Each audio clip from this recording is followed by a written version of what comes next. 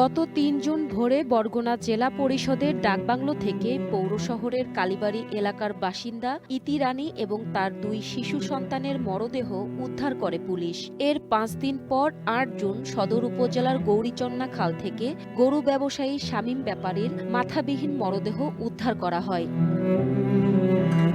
আর ১২ জন Badarkhali union পরিষদ panel chairman গোলাম মোস্তফাকে কুপিয়ে জখম করার ঘটনায় অভিযুক্ত কালু বাহিনীর প্রধান বস্তি কালুর ক্ষতবিক্ষত মরদেহ উদ্ধার করে পুলিশ।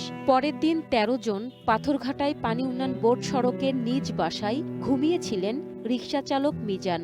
সকালে বাসার সামনে থেকে তার রক্তাক্ত মরদেহ উদ্ধার করা হয়। এলাকাবাসী বলছে, একের পর এক মরদেহ উদ্ধারের ঘটনায় চরম আতঙ্ক বিরাজ করছে। আইনশৃঙ্খলা পরিস্থিতি অবনতির কারণে রাতে কাজে যেতে ভয় পাচ্ছেন তারা। রাস্তাঘাটে একটা খ্যাপ নিয়ে চেপে চাপায় যাইতে পারি না, এত লাশ মার্ডার এইটা চলতে আসছে। আমাকে এটা তো কষ্টের ব্যাপার। তাহলে তো এরপর ভয় আতঙ্ক হয়ে যাবো, তারপর তো আমরা ঘরে ঘরে রাস্তায় নামতে পারবো না। তাহলে আমরা কাজ করে কিভাবে পেট চালাবো? স্কুল কলেজ পড়ুয়া যে শিক্ষার্থীরা আছে এবং তাদের অভিভাবক যারা আছে, এরা কিন্তু সবসময় একটা আতঙ্কে থাকে, আসলে কি না কি হয়ে যায়। মরদেহ বরগুনায় পাওয়া গেল, এটা নিয়ে আসলে কিন্তু মানুষের মাঝে আতঙ্ক বিরাজ করছে, হতাশা বিরাজ করছে এবং আইনশৃঙ্খলা বাহিনীর যারা সদস্যরা রয়েছে তারা কিন্তু চরম দায়িত্বহীনতার পরিচয় দিয়েছে।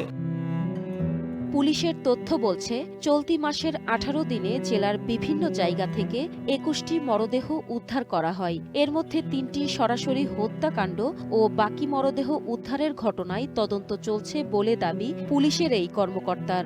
বিভিন্ন শ্রেণী পেশার মানুষ সবাইকে একটি প্ল্যাটফর্মে এসে যারা মাদক, সন্ত্রাসী কর্মকাণ্ড, চাঁদাবাজি, অন্যান্য অপরাধের সঙ্গে জড়িত তাদের বিরুদ্ধে দাঁড়াতে হবে। আমাদের যে দায়িত্ব সেটি হচ্ছে অপরাধীকে গ্রেপ্তার করা এবং অপরাধ শনাক্ত করা। ২১টি মরদেহ উদ্ধারের ঘটনায় হত্যা মামলা হয়েছে 3টি। এর মধ্যে শামীম হত্যাকাণ্ডে জড়িত সন্দেহে ৩ জন এবং মিজানুরকে হত্যার ঘটনায় ২ জনকে গ্রেপ্তার করা হয়েছে। One national desk.